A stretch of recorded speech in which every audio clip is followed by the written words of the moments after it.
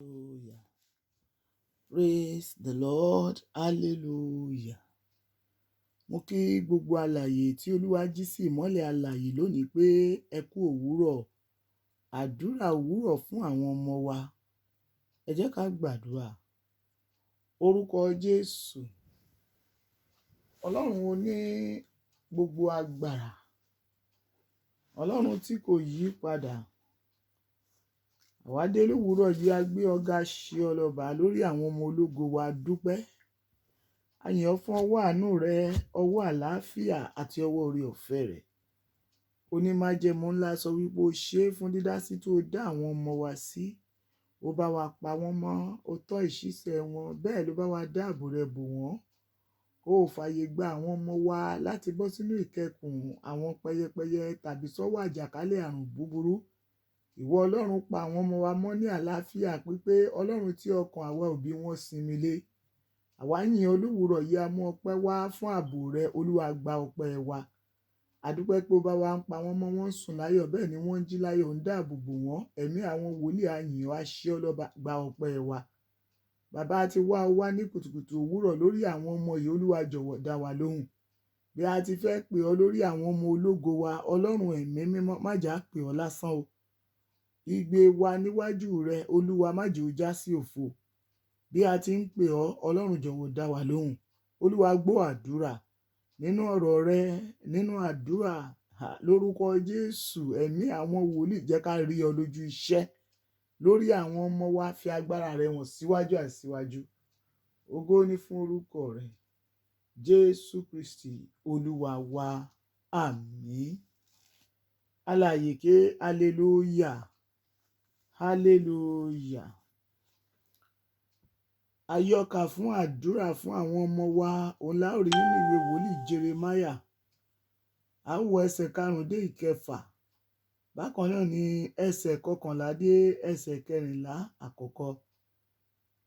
The Bible reading for today's children prayer is taken from the book of Jeremiah chapter 25 from verse 6, verse 11 to 14a. Hear the word of God.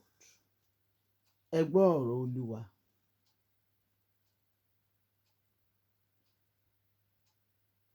Ẹ lọ kí ẹ sì máa gbé inú wọn. Ẹ gbin ọgbà kí ẹ sì máa jẹ èso wọn. Ẹ fẹ́ aya kí ẹ sì bí ọkùnrin àti ọmọbìnrin. Kí ẹ sì fẹ́ aya fún àwọn ọmọ yín. Ẹ sì fi àwọn ọmọbìnrin yín fún ọkọ, kí wọn kí ó lè máa bí ọmọkùnrin àti ọmọbìnrin. Kí ẹ sì máa pọ̀ sí níbẹ̀, kí ẹ sì má sì dínkù.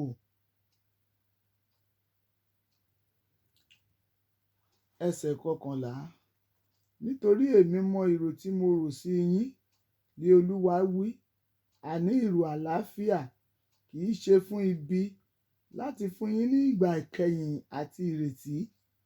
Ẹ̀yin ó sì ké pè mí, ẹ ó sì lọ, ẹ ó sì gbàdúrà sí mi, èmi á sì tẹ́tí sí yín. Ẹ̀yin ó sì máa ṣàfẹ́rí mi, ẹ ó sì rí mi, nítorí tí ó fi gbogbo ọkàn yín wá mi. Nítorí tí ẹ fi gbogbo ọkàn yín wá mi, èmi ó sì di rírí fún yín, ni Olúwa wí. Èyí ni ọ̀rọ̀ Ọlọ́run. Kí Olúwa kí ó bùkún ọ̀rọ̀ rẹ̀. Àmín. Gbogbo ọmọ Ọlọ́run tó ń gbọ́ mi lówùúrọ̀ yìí, mo pe àkọlé àdúrà fún àwọn ọmọ lówùúrọ̀ yìí ní Olúwa mú èrè rere rẹ ṣẹ lórí àwọn ọmọ mi.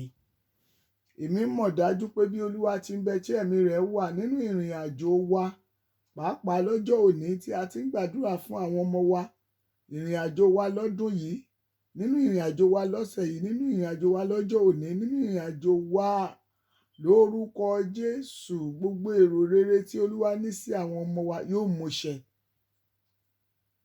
Ẹ̀yin ọmọ Ọlọ́run, kí ni èrò rere? Èrò rere ni ohun tí ó dára tí Olúwa ń gbèrò sí ayé ènìyàn, tàbí tí ènìyàn fẹ́ kí ó ṣẹlẹ̀ sí òun. Òun ni à ń sọ nípa rẹ̀ pé kí Olúwa kí ó mú ṣẹ lórí àwọn ọmọ ológo wa. Wo abiyamọ tó ń gbọ́ mi, àìmọye ọmọ ní èrò ibi ti borí wọn. àìmọye ọmọ ní ohun tí òbí ò rò tẹ́lẹ̀ ló ti gbé wọn ṣánlẹ̀, ló ti sọ wọ́n dìdàkudà. Àkàìníye ọmọ ológo ní èrò ibi tí ọ̀tá ń gbà lórí wọn ti ṣẹ mọ́ wọn lára, nítorí pé èrò tí àwọn òbí ń gbà ní wípé kí ọmọ kí ó ṣe rere, ṣùgbọ́n àwọn ọ̀tá máa gbìrò ibi sí ọmọ. Èmi sì sọ ní orúkọ Olúwa, ìwọ abiyamọ tó ń gbọ́ mi, gbogbo èrò ibi tí ọ̀tá lè gbà sórí ọmọ mi, sórí ọmọ rẹ, lónìí mo gbàdúrà lórúkọ Ọlọ́run àwọn ọmọ ogun kò ní ṣẹ.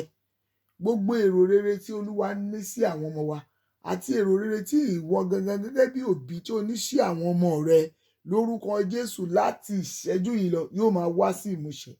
Bíbélì sọ fún wa wípé èrò tí òun ní sí wa, ó ní èrò àlàáfíà ni.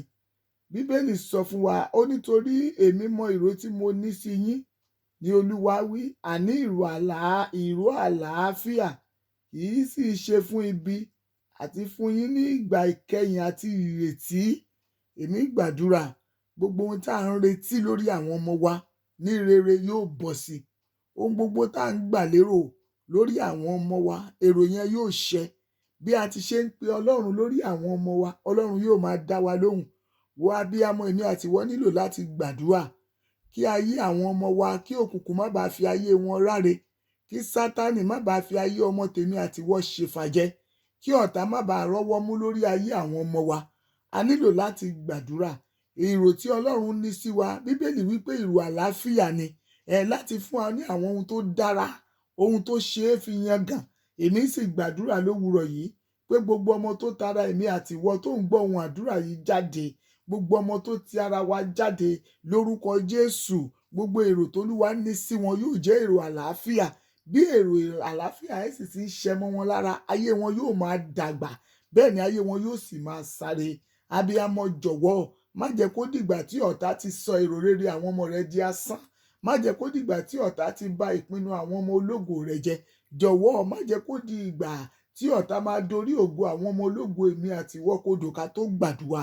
Jẹ́ ká fi àdúrà ṣe odi ààbò, odi agbára yíká àwọn ọmọ wa. Wò ó, ojú má jẹ́ kó ṣẹlẹ̀. Ojú Ọlọ́run ọba ló ti ń ṣẹlẹ̀ o. Má jẹ́ àrírú ẹ̀. Ojú Olúwa ni irú ẹ̀ ti ń ṣẹlẹ̀. Èmi sọ ní orúkọ Olúwa, ibi kan ò ní dé bá ọmọ tèmi, bẹ́ẹ̀ ni kò ní dé bá ọmọ ìwọ tó ń gbọ́ mi yìí. Ẹ̀yin abiyamọ, ẹ jẹ́ ká gbàdúrà fún àwọn ọmọ wa, kí ọ̀tá má ta epo sí àlà àwọn ọmọ wa, kí ọ̀tá má ba ayọ̀ àwọn ọmọ wa jẹ́. Wò ó, nígbà tí nǹkan bá bàjẹ́ àti túnṣe máa ń nira.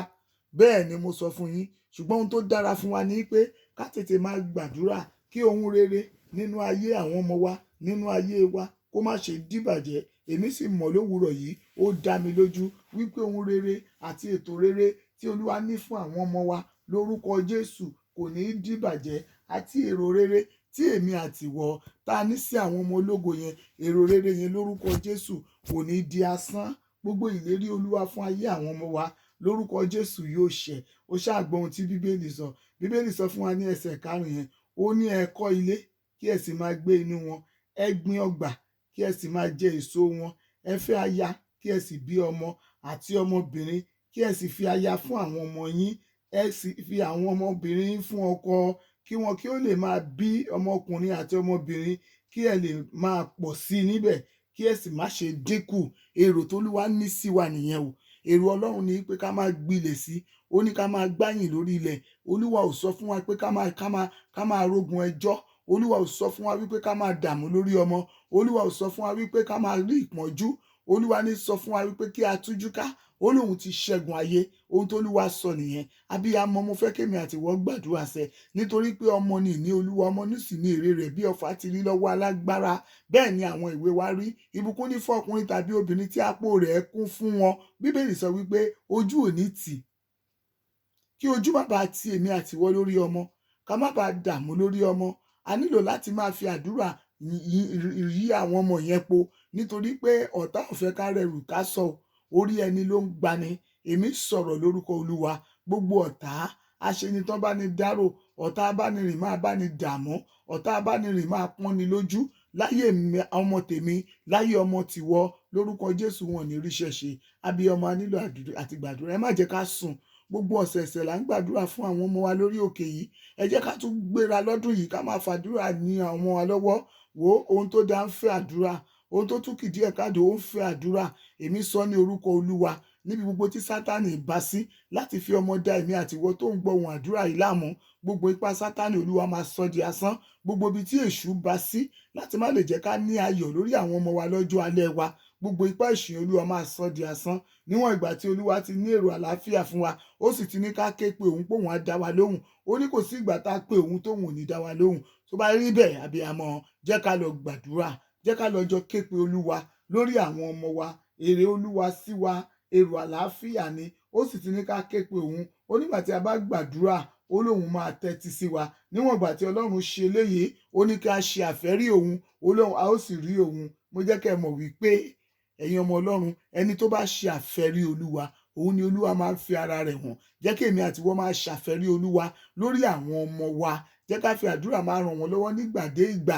Èyí tó ti da ó ń fẹ́ àdúrà, èyí tó kù díẹ̀ káàtó ó ń fẹ́ àdúrà. Èmi ń sọ̀rọ̀ ní orúkọ Olúwa níbi gbogbo tí Sátánì fi ara pamọ́ sí, tó ti gbé ń fi ọmọ jẹ èmi àti ìwọ ènìyàn yìí níyà, tàbí ibi tí Sátánì fara pamọ́ sí tó lóun fẹ́ fi ogun ja àwọn ọmọ ológo èmi àti ìwọ. Lórúkọ Jésù, Olúwa bà gbogbo ìmọ̀ Sátánì jẹ́, gbogbo ìmọ̀ ọ̀tá alárékérekè lórí àwọn ọmọ Olúwa sọ di asán. Tá bá rí ibi tí òkùnkùn bá sí tó ní ọmọ ológo tó ń ṣe fún wa jẹ́ òun fẹ́ fi dá wa lójú, gbogbo ohun tó ń gbà lérò yẹn asán ló máa bọ́ sí. Abiyamọ, jẹ́ ká lọ ṣàfẹ́rí Olúwa. Ní kùtùkùtù ní Bíbélì wípé àwọn tó bá wá Olúwa yóò sì rí Olúwa. Jẹ́ kí èmi àti ìwọ jọ wá Olúwa lówùúrọ̀ lórí àwọn ọmọ wa. Èmi sì ní àrídájú pé bí a ti ń wá Olúwa, bẹ́ẹ̀ la máa rí ojú Olúwa.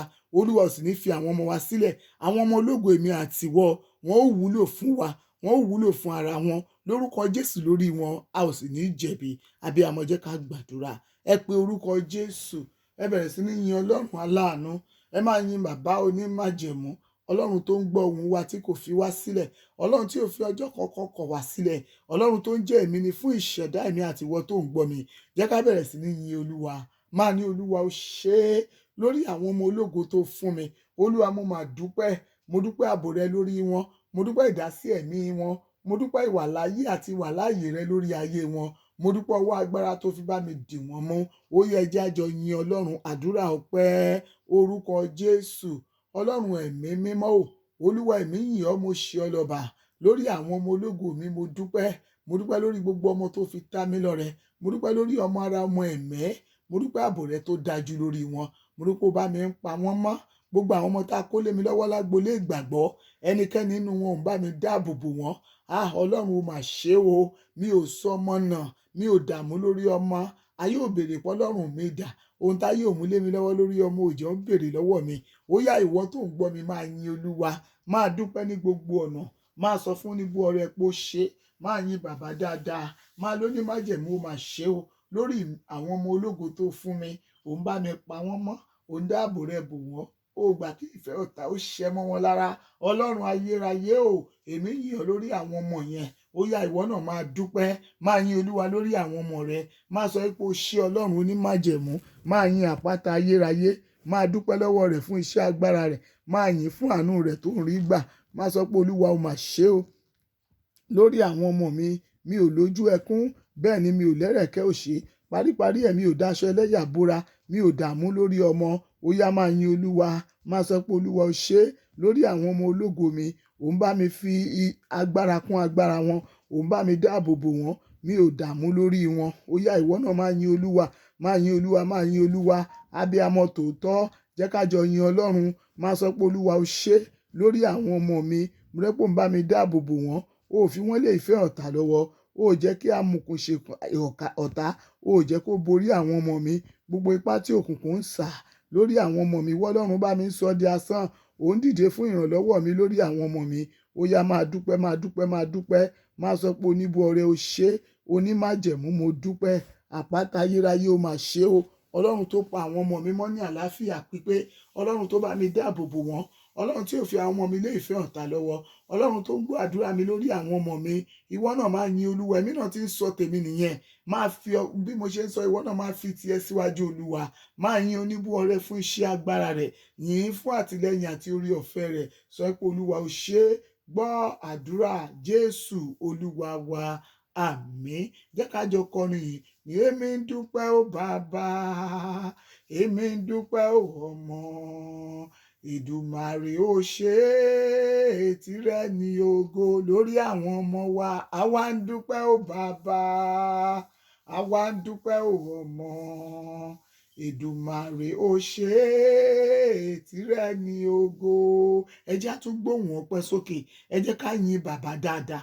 Wò ó, yìnyín ni ká lè ṣe mí, bẹ́ẹ̀ làwọn àgbà sọ ọ́. Jẹ́ ká tún jọ yin Ọlọ́run onímájẹ̀mú ní Olúwa ó ṣe é fún ìdásí àti ìdáàbòbò ẹ̀mí àwọn ọmọ mi, pé àwọn ọmọ mi jẹ́ ọ̀kan nínú alààyè. Ogun ayé àti tèṣù ò borí wọn, gbogbo ògo wọn ayé ò sọ sí kolobo. Ẹ jẹ́ á máa yin Olúwa pọ́tà òrìṣẹ́ ṣe lórí àwọn ọmọ mi. Jẹ́ á jọ gbàdúrà ọpẹ́. Orúkọ Jésù, Ọlọ́run ẹ̀mí mímọ́ o, Olúwa ẹ̀mí dúpẹ́ lórí àwọn ọmọ ológo tó fún mi. Olúwa mo dúpẹ́ pé ayé ò sọ mí sí kolobo lórí ọmọ. Mo dúpẹ́ pé Ọlọ́run bá mi ń dáàbò rẹ bo àwọn ọmọ mi. Olúwa ó ṣe é, Ọlọ́run tó pa wọ́n mọ́, Ọlọ́run tó dáàbò rẹ̀ bò wọ́n, Ọlọ́run tí ò fi wọ́n sílẹ̀, Ọlọ́run tí ò jẹ́ kí ibi ó ṣẹlẹ̀ lórí àwọn ọmọ mi, Ọlọ́run tí ò jẹ́ kí n gbọ́ ibi lórí wọn. Olúwa mo yìn ọ́ fún ààbò rẹ o, Ọlọ́run aláàbò. Olúwa ó ṣe é lórí àwọn ọmọ mi. Mo mọ́pẹ́ wá tí n bá sọ pé Ọlọ́run kò ṣe tó lórí gbogbo ọmọ tó fún mi. Tèmi bá sọ pé Ọlọ́run kò ṣe tó, tí n bá wá sọ pé Ọlọ́run kò ṣe tó, abáramóore jẹ ni mò jẹ́. Olúwa mi ò fẹ́ jẹ abáramóore jẹ, òun ni mo ṣe mú ọpẹ́ wá. Mo dúpẹ́ sísun wọn, mo dúpẹ́ jíjí wọn, mo dúpẹ́ ààbò rẹ lórí wọn, mo dúpẹ́ ìjáde wọn, mo dúpẹ́ ìwọlé, mo dúpẹ́ pé ò jẹ́ kán rí ibi lẹ́nu iṣẹ́ wọn, lẹ́nu okòwò wọn, ò jẹ́ kán dààmú. Ọlọ́run onímájẹ̀mú o, èmi yìn ọ́ lórí àwọn ọmọ ológo mi. Mo sọ pé o ṣe é lórí ọmọdé, lórí àgbà, gbogbo àwọn ọmọ tá a kó lé mi lọ́wọ́ nínú ẹ̀mí. Olúwa mo yìn ọ́ o lórí gbogbo ọmọlé agboolé ìgbàgbọ́. Àpáta ayérayé o ṣe é, o ò jẹ́ á dààmú lórí ẹnikẹ́ni, o ò jẹ́ ká rógun ẹgbàmí. Ìwọ Ọlọ́run o ṣe é níbi táyé fojú sí lórí àwọn ọmọ wa, o ò jẹ́ kọ́nà ó gba bẹ́ẹ̀. Ẹ̀mí mímọ́ a yìn ọ́ o, Olúwa o ṣeun, Olúwa gba ọpẹ́, ògo ni fún orúkọ rẹ. Jésù Kristi Olúwa wa, àmín. Ẹ jẹ́ á pe orúkọ Jésù. Gbogbo ènìyàn máa sọ fún Olúwa ẹ̀ṣẹ̀ tó lè mú kí èrò ibi kó ṣẹ mọ́ àwọn ọmọ mi lára, ẹ̀ṣẹ̀ tó lè mú kí èrò àlàáfíà Olódùmarè kó já kúrò lára wọn. Olúwa jọ̀wọ́ dáríjì. Ó yá ẹ gbàdúrà orúkọ Jésù. Ọlọ́run ẹ̀mí mímọ́ o, Olúwa lórí àwọn ọmọ mi ni mo ṣe pè ọ́ lówùúrọ̀ yìí. Gbogbo ẹ̀ṣẹ̀ gbogbo èyí tó lè dá ayé àwọn ọmọ ológo mi dúró, èyí tó lè mú káyé wọn má sọ̀rọ̀, ẹ̀ṣẹ̀ tó lè fogun ja àwọn ọmọ mi, ẹ̀ṣẹ̀ tó lè mú káwọn ọmọ mi má rí ọ bó ti yẹ kán rí ọ. Àpáta ayérayé o, ó yá máa dáríjì. Onímájẹ̀mú ńlá o, ó yá máa dáríjì gbogbo ẹ̀ṣẹ̀ gbogbo nínú ayé àwọn ọmọ mi. Ọlọ́run ó yá máa fagilé. Ẹ̀ṣẹ̀ má jẹ́ ó dènà ayé wọn, ẹ̀ṣẹ̀ má jẹ́ ó sọ wọ́n sínú ìdè, ẹ̀jẹ̀ má jẹ́ ó sọ àwọn ọmọ mi sí kolobo. Ohun táyé ò mú lé mi lọ́wọ́, ẹ̀ṣẹ̀ má jẹ́ ó yẹ kán béèrè rẹ̀ lọ́wọ́ mi lórí àwọn ọmọ mi. Má jẹ́ n rí ibi. Olúwa jọ̀ọ́ dáríjì. Jésù Olúwa wa, àmín. Ẹ jẹ́ á jọ béèrè fún agbára. Agbára ìsinsìnyí tó tó lò, Olúwa yá lu àwọn ọmọ mi. Olúwa dá agbára lu àwọn ọmọ mi, agbára tí wọ́n máa fi gbé ní àlàáfíà, agbára táwọn ọmọ mi yóò fi máa mọ̀ ọ́ sí i, agbára tí ó fi máa sọ àwọn ọmọ mi di titun. Olúwa yọ̀ǹda rẹ̀ sáyé wọn. Ó yẹ jẹ́ á sọ dàdúrà orúkọ Jésù. Ọlọ́run ẹ̀mí àwọn wòlíì, Ọlọ́run tó ní gbogbo agbára. Olúwa ẹ̀mí ké pe ọ ní kùtùkùtù òwúrọ̀. Olúwa jọ̀wọ́ rú àwọn ọmọ mi ní agbára, agbára tí òkùnkùn ò lè fọwọ́ kàn, agbára tí òkùnkùn ò lè yájú sí, agbára tí ipá ọ̀tá ò lè borí, agbára tálágbára yóò lè ríṣẹ́ ṣe nínú rẹ̀. Olúwa agbára yìí ni mo béèrè. Ó yá yọ̀ǹda agbára. Ẹ̀yin ọmọ mi, ayé yín gba agbára. Gbogbo ọmọ tó tara mi jáde, agbára Ọlọ́run kó wọnú ìṣẹ̀dá yín lọ. Omi ara yín kó gba agbára, ẹ̀jẹ̀ yín kó gba agbára, agbára ìtọ́ni, agbára téèyàn ó máa rí lò ní gbogbo ìgbà tí èèyàn bá ti ń ké pe Olúwa, agbára tó Olúwa yóò fi máa dá lóhùn. Olúwa kó yọ̀ǹda rẹ̀ sáyé wọn. Ẹ̀yin ọmọ ológo mi o, ó yẹ ẹ gba agbára kò ṣeé gba, ẹ gba agbára kò ṣeé kọlù, ẹ gba agbára tí ò ṣeé bìwó. Agbára Ọlọ́run kó wọnú ayé yín, agbára tí àbìlù kì í ràn, agbára tí wọn kì í dáwò. Olúwa kó dàálù yín. Gbogbo ẹ̀yin ọmọ ológo mi, ẹ gba agbára, agbára tí ènìyàn ò fi ní ṣìṣe. Olúwa bá mi yọ̀ǹda rẹ̀ sáyé àwọn ọmọ mi. Gbogbo àwọn ọmọ tó tara mi jáde pátá, ó yẹ ẹ gba agbára kò ṣeé pa, ẹ gba agbára kò ṣeé kọlù, ẹ gba agbára kò ṣeé bìwó. Lórúkọ Jésù Kristi ti Násárẹ́tì, ayé yín kó gba agbára, ìṣẹ̀dá yín kó gba agbára. Gbogbo ẹ̀yin ọmọ ológo èyí tí Olúwa kó lé mi lọ́wọ́ nínú ẹ̀mí, gbogbo ọmọ ológo tí a jọ ń gbàdúrà tèmi àtàwọn òbí wọn ṣe ń gbàdúrà lówùúrọ̀ yìí, Olúwa dìde ró wọn ní agbára àwọn ọmọ ológo yẹn má jẹ́ ó yẹ̀, Olúwa bá mi tú wọn ṣe.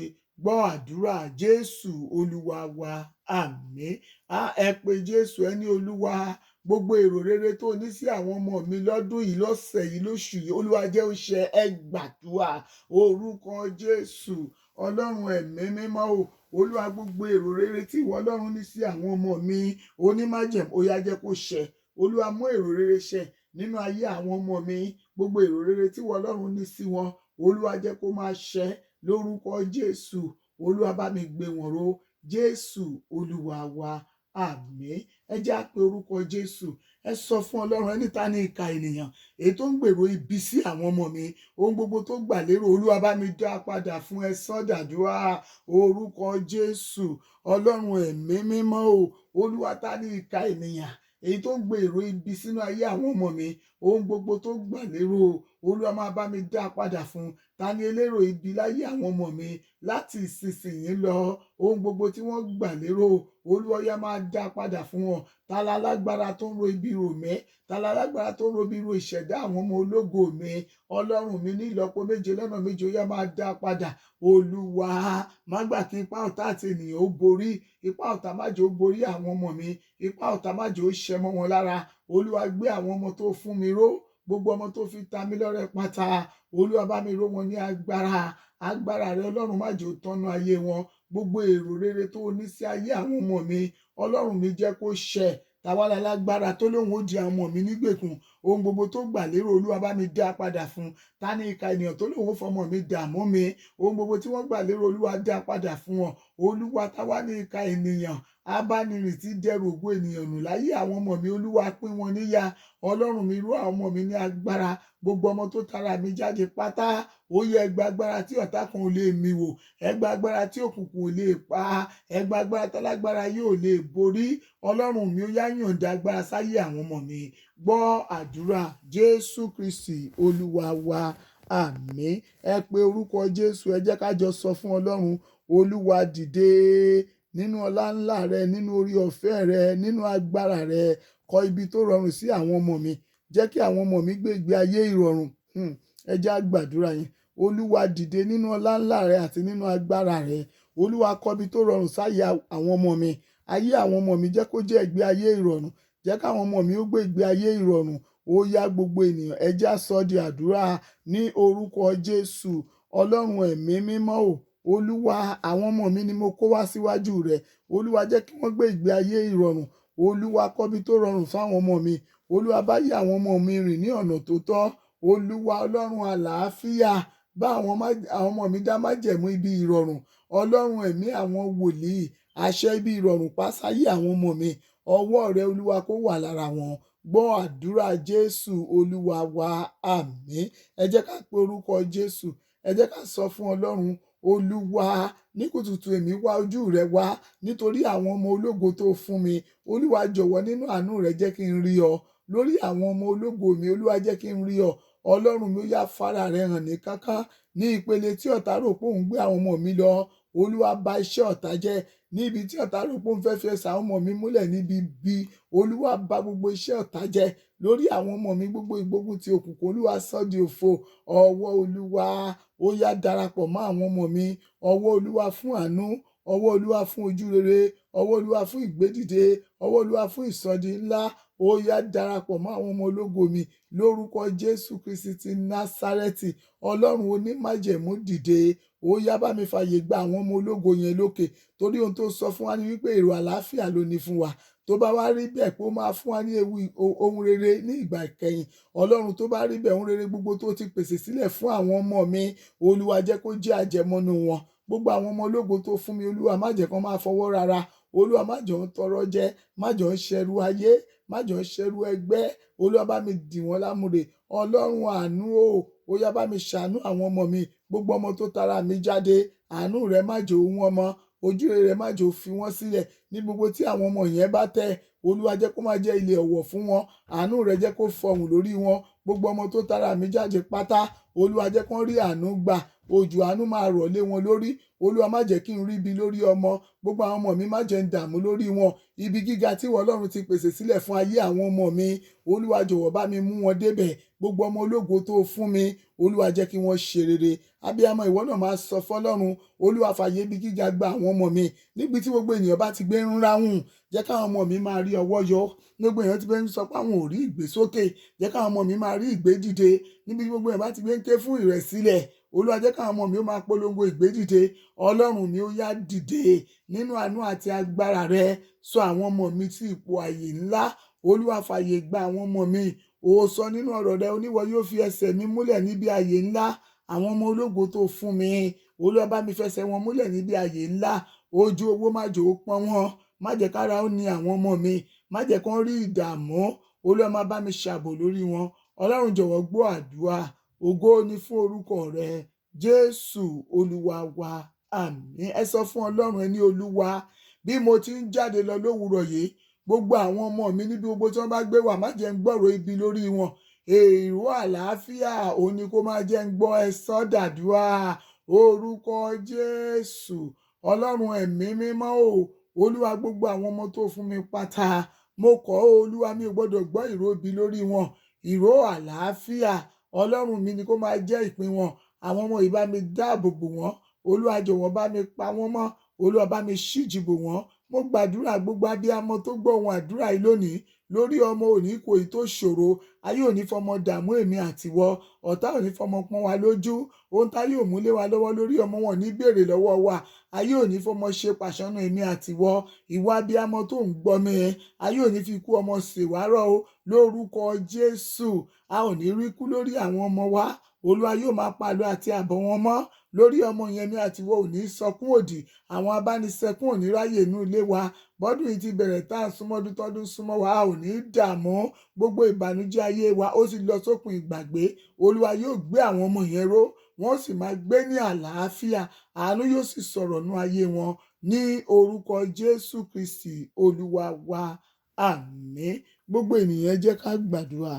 Bíbélì wí pé èrò tí mo ní sí yín, ó ní èrò àlàáfíà ni, nítorí èmi mọ èrò tí mo rò sí yín. Olúwa wí, àní èrò àlàáfíà tí kì í ṣe fún ibi. Ọlọ́run ẹ̀mí mímọ́, ọ̀rọ̀ rẹ ní eléyìí Olúwa. Gbogbo àwọn ọmọ wa kó wọn wá síwájú rẹ ní kùtùkùtù òwúrọ̀ yìí. Olúwa, èrò rere tó ní sí wọn, Ọlọ́run jẹ́ ó máa ṣẹ. Èrò àlàáfíà èyí tí ó gbà sínú ayé àwọn ọmọ ológo mi, Olúwa jẹ́ kó ṣẹ. Èmi gbàdúrà ní orúkọ Olúwa, gbogbo ọmọ ológo mi, ọmọ ológo àwọn ènìyàn yìí, Olúwa rò èrò rere sí wa. Gbogbo àwọn ọmọ wa pátá ní gbogbo ibi tí ẹsẹ̀ wọn bá tẹ̀, Olúwa máa gbabẹ̀ fún wa. Ọlọ́run ẹ̀mí mímọ́, a gbàdúrà lórí àwọn ọmọ wa lówùúrọ̀ yìí, má jẹ́ ká ríbi lórí ọmọ. Lórúkọ Jésù, má jẹ́ mú ẹkún àti ìdágìrì lórí ọmọ. Olúwa má jẹ́ ká mọ̀ ìrìn àjò ayé àwọn ọmọ wa lónìí. Ọlọ́run jọ̀ọ́ máa bá wa tọ́ ìṣísẹ̀ wọn. Ọmọ tó tara mi, tó tara ìwọ tó ń gbọ́ ohùn àdúrà yìí jáde, a ò ní dààmú lórí wọn. Lórúkọ Jésù, Bíbélì wípé a kì yóò sì dààmú yín. Èmi sọ̀rọ̀ lórúkọ Olúwa. Gbogbo ọmọ tó tara èmi àti ìwọ tó ń gbọ́ ohùn àdúrà yìí jáde, a ò ní dààmú lórí ọmọ. Ìjì ìdààmú lórí ọmọ kò ní tọ́ sí wa. Ohun gbogbo rere gbogbo lórúkọ Jésù yóò máa jẹ́ ìpín àwọn ọmọ wa. Àwọn ọmọ tèmi àti ìwọ, wọn ó la àgbáyé já, wọn ó sọ̀rọ̀ lókè. Ọmọ tèmi àti ìwọ, ọ̀pọ̀ ni ó sìn wọ́n bí ọba. Wọn ó débi tí ìran wa ò dé rí.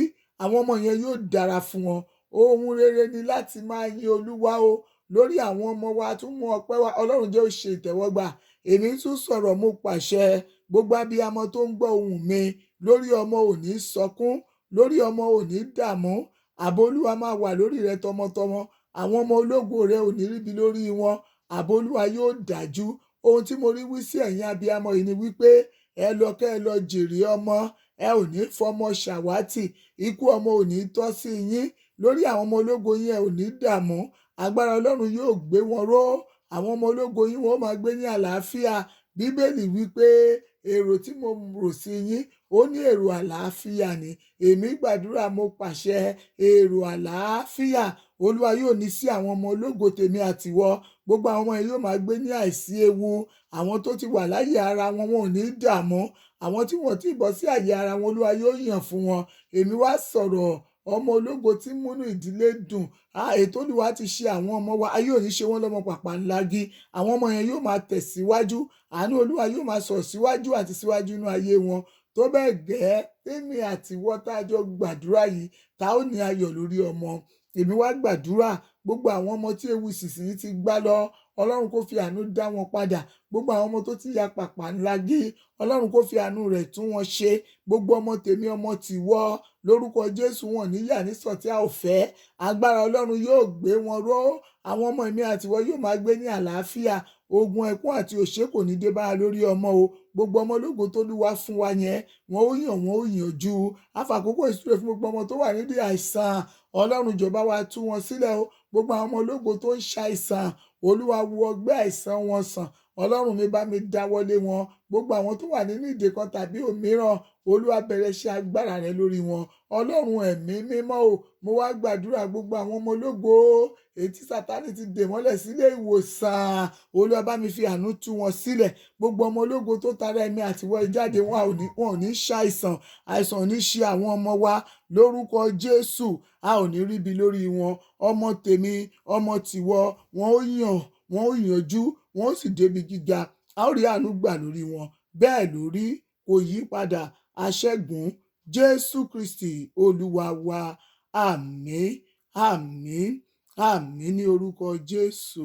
Hallelujah. Amen. Lẹ́ẹ̀kan sí mo tún kí gbogbo abiyamọ pé a kú àdúrà. A ó jèrè àwọn ọmọ yẹn. Ẹ jẹ́ ká ka àkọmọ̀nà wa.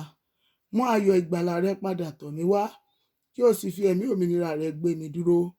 Mú ayọ̀ ìgbàlà rẹ padà tọ̀ mí wá, kí o sì fi ẹ̀mí òmìnira rẹ gbé mi dúró. Àmín, àmín, àmín ní orúkọ Jésù. Oore ọ̀fẹ́ Jésù Kristi Olúwa wa, ìfẹ́ mímọ́ ti Ọlọ́run, dàpọ̀ ti àwọn ènìyàn mímọ́, ó sọ̀kalẹ̀ kó máa bá àwọn ọmọ wa gbé, kó ṣojú rẹ̀ kó mọ́lẹ̀ sí wọn lára, kí ààbò Olúwa kó dájú lórí wọn láti ìgbà yìí lọ àti títí láéláé. Àmín, àmín, àmín ní orúkọ Jésù. Hallelujah. Amen. A ó jùmọ̀ jẹ wọn mọ́ o. Àlàáfíà fún yín. Ẹni ọjọ́ rere o. Àmín.